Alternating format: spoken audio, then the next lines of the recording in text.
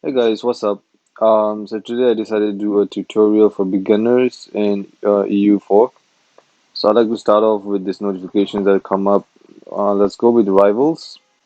So the first tip on selecting rivals is not the opinion that like they have of you, but like rather the ones that you wanna conquer.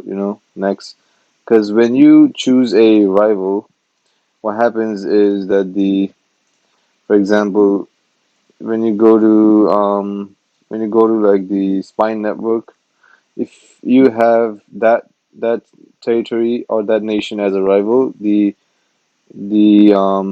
spine network build is much faster, so that's a great advantage. Okay, and the second tip of for the gameplay for early beginners in the early game is trade embargo. So what that happens is if you go to your trade right here, you can see your trade nodes. This is your home node. How to know that if this is your home node is because when you look at your territory right here, if you go back and if you select your political map, you see the green. Now you select trade, you see blue. So that means you belong to this trade node. But what you can do to gain more power in trade is that you can always issue a trade embargo on your rivals.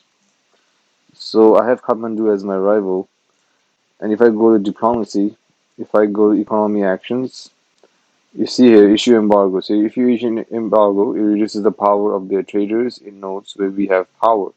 However, this will also reduce our trade efficiency unless they are our rivals. So always, once you have a rival, make sure you issue an embargo.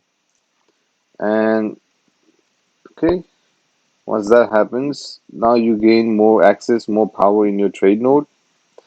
But let's say if you don't issue an embargo on your a rival. Like for example, I have a Jaunpur.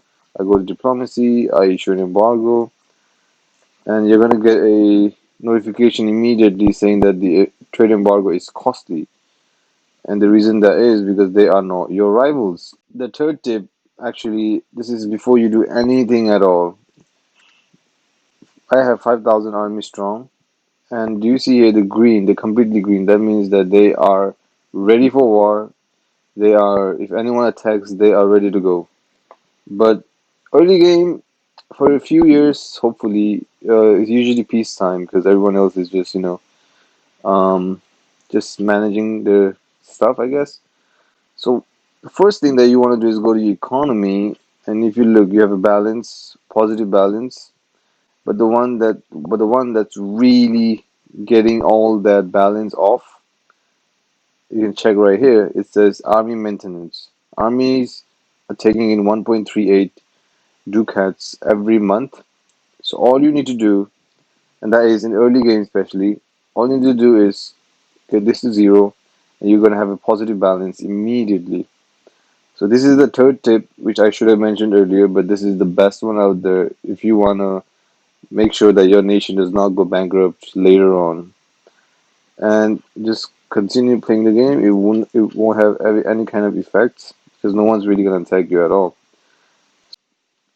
Okay, so the fourth thing that I want you guys to know is that whenever you build a spy network, especially in your rival area, it's faster, like a lot. I feel like it's 25% faster. I'm not certain, but I think it's somewhere in that area rather than if they're not your rival. Okay, and the other tip that I wanted to share with you guys is this is a very important feature when you go to your diplomacy screen and you see these three right here.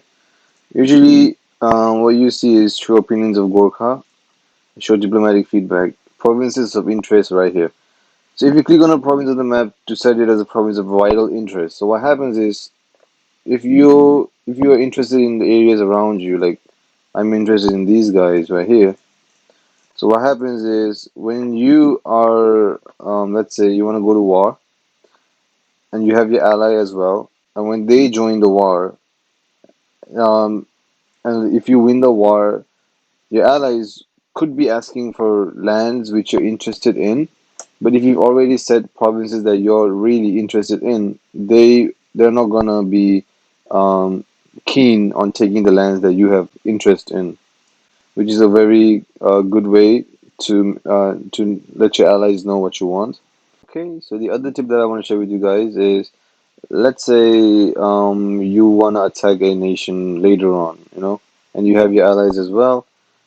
But how will the allies know that you want to attack them, and like you want to show the interest that you're going to be attacking them soon? So what you can do is go to that nation, go to the diplomacy screen, and usually it's set here, right? So all you need to do is go to the diplomatic feedback, and as you can see here, there's a screen called Manage Attitude. So just enable it, and if you are ready to attack them maybe soon, selecting this will let your allies know that you are willing to join wars against them, and your subjects will also be fabricating claims on their provinces. So if you do hostile, then that means that you are really good to go, which is a great option, I guess. Unless to be safe, you can always do neutral. I mean, they keep it on neutral automatically, but hostile is one way to do it. Okay, and the last tip that I want to share with you guys is, once you build a spy network to to fabricate the claim. So for now, what I can do is, if I fabricate a claim in Kathmandu, okay. So the next time, um, so the next time we can just go to diplomacy, declare war easily, and just take the capital, right?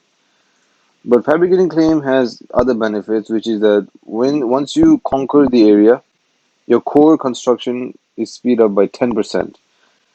But not in Makwanpur, because you have not fabricated any claim in this territory. But if you fabricate claim on both of these territories and then you attack and conquer them, then you have 10% faster chances of making them your core immediately, which is a great move in my opinion. So guys, that's all I have for today.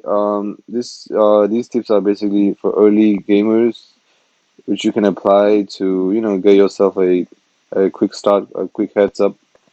Thank you for watching, and yep,